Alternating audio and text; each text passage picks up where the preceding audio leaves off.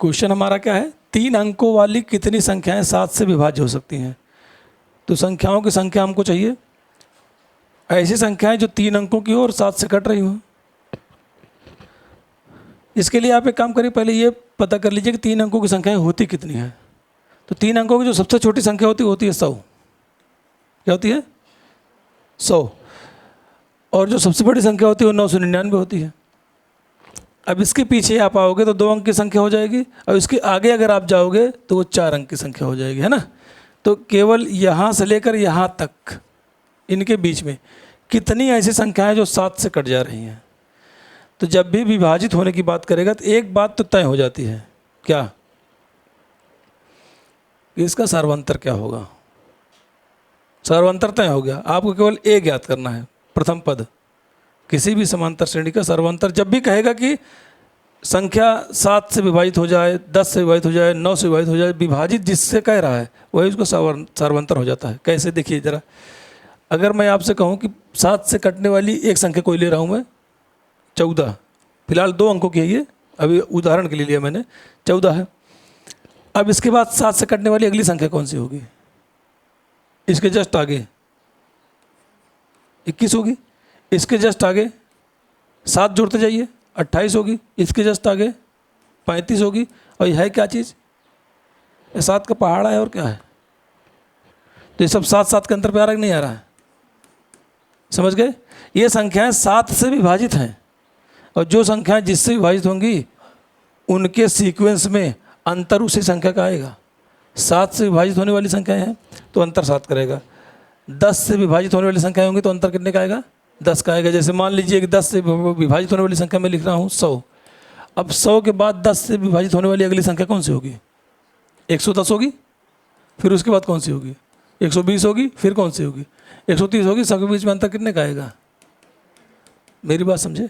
तो जिससे विभाजित होने की बात करता है वो उसका क्या होता है? सर्वांतर।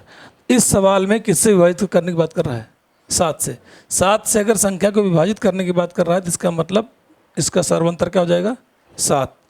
तो आपको एक चीज़ तो पता लग गई है पहले से ही, ठीक, वो है 7। डी बराबर 7। ठीक, हमको चाहिए ए, प्रथम पद। प्रथम पद चाहिए इस श्रेणी का। तो सबसे छोटी संख्या कौन सी है?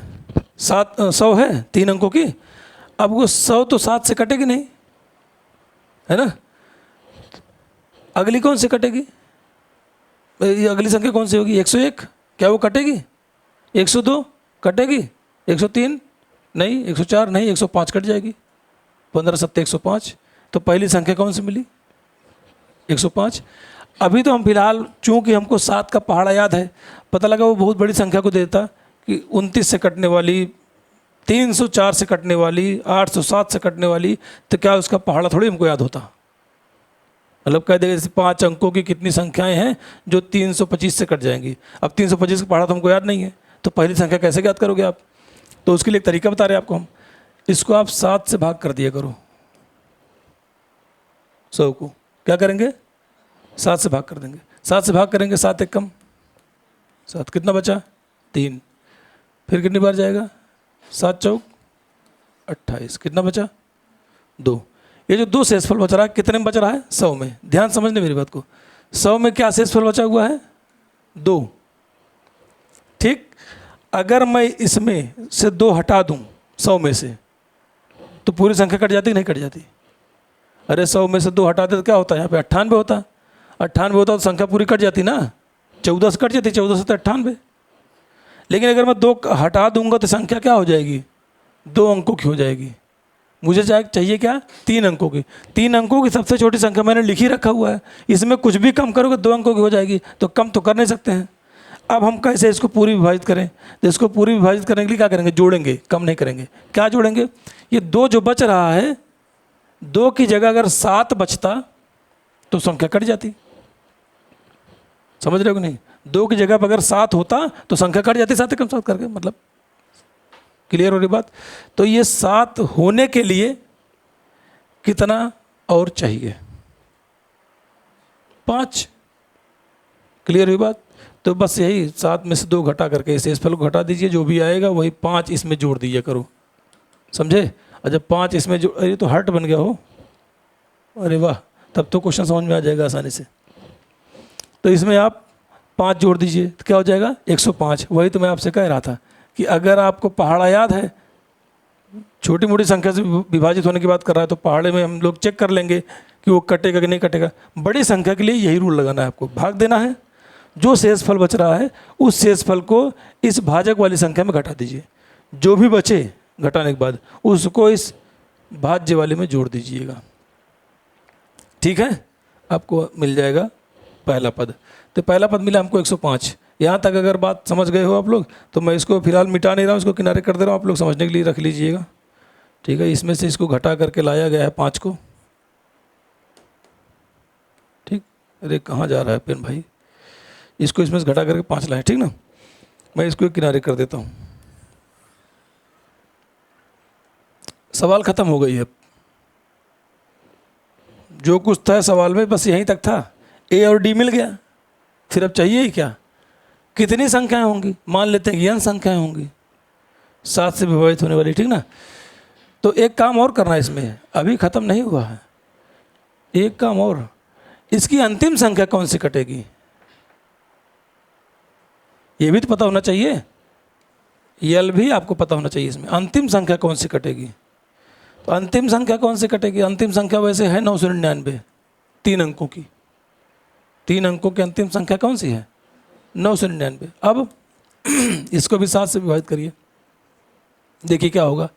7 एक कम कितना बचा 2, 9 उतर गए 29, 7 चौक 28, 1 बचा 19, 7 दूनी 14, कितना बचा 5।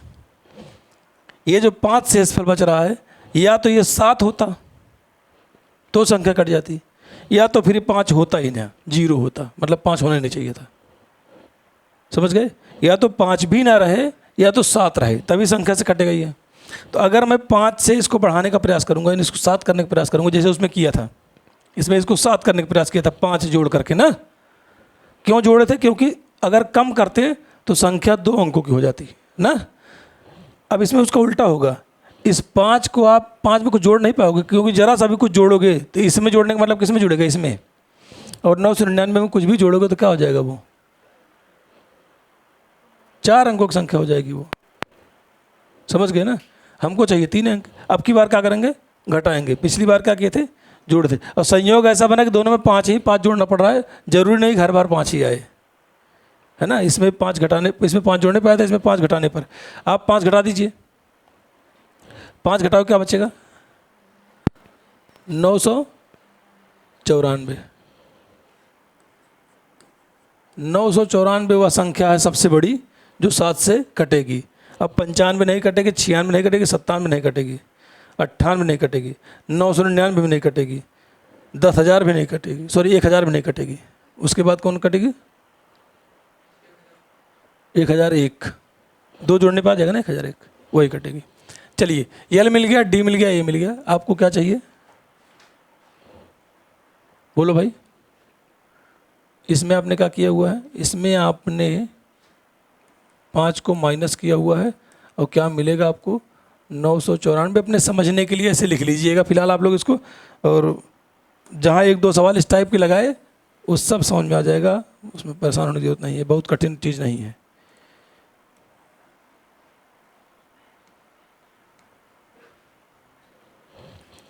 ठीक है, चलिए हमको पदों की संख्या चाहिए, तो माना पदों की संख्या, या ऐसे भी लिख सकते हो आप,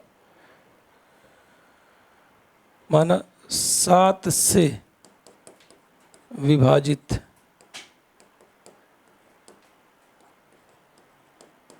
होने वाली संख्याओं की संख्या बराबर n। मान लेते हैं कि n है, ठीक। अगर वो n है तो आप क्या कह सकते हो, यल बराबर a + n - 1 × d, ये फार्मूला होता है। l की जगह पे 994, a की जगह पे 105 प्लस n-1, n तो आपको ज्ञात ही करना, d कितना है 7, ये 105 इधर आएगा घट जाएगा, 994 माइनस का 105 बराबर में n-1 इंटू में 7, ठीक।